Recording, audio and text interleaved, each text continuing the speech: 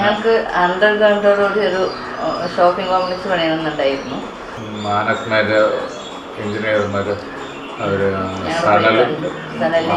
ഹാരിസിനെ പോയി കണ്ടു, സംസാരിച്ച് ഞങ്ങളുടെ പാലക്കാട് റോട്ടിൽ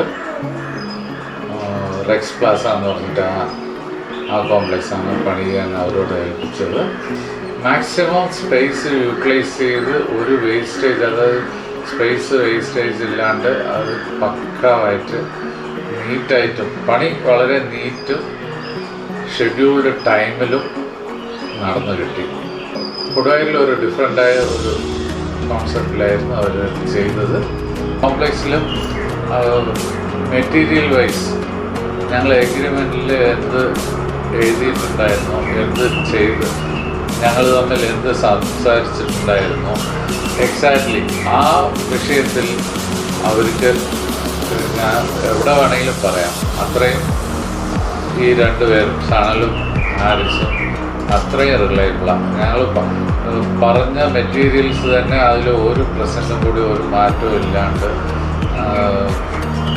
ബിൽഡിംഗ് തുടങ്ങുന്ന മുമ്പേ ഞങ്ങൾക്ക് സ്ട്രക്ചറൽ പ്ലാനിങ് അല്ലേ, സ്ട്രക്ചറൽ പ്ലാനിങ് അത്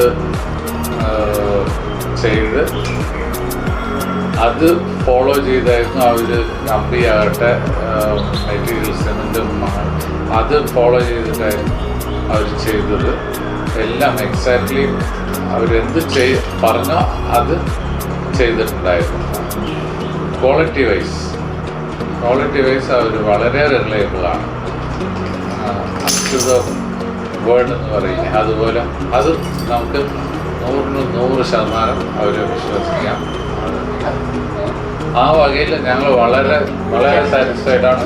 ഞങ്ങൾ ബാക്കിയുള്ളവരോടും ബാക്കിയുള്ളവരോട് ഞങ്ങൾ വന്ന് കോംപ്ലക്സ് നോക്കിയവരോടും നിറയെ പേരോടും മെയിൻ പോയിന്റ് ഇതാണ്, അവർ റിലയബിലിറ്റി. നല്ല വർക്ക് ഫോഴ്സ് ഉണ്ട് അവരോട്. രാവിലെ 8 മണിക്ക് അവരുടെ വർക്കേഴ്സ് വരും. ഈവൻ ചിലപ്പോൾ 5 മണി 6 മണിയൊക്കെ ആവും.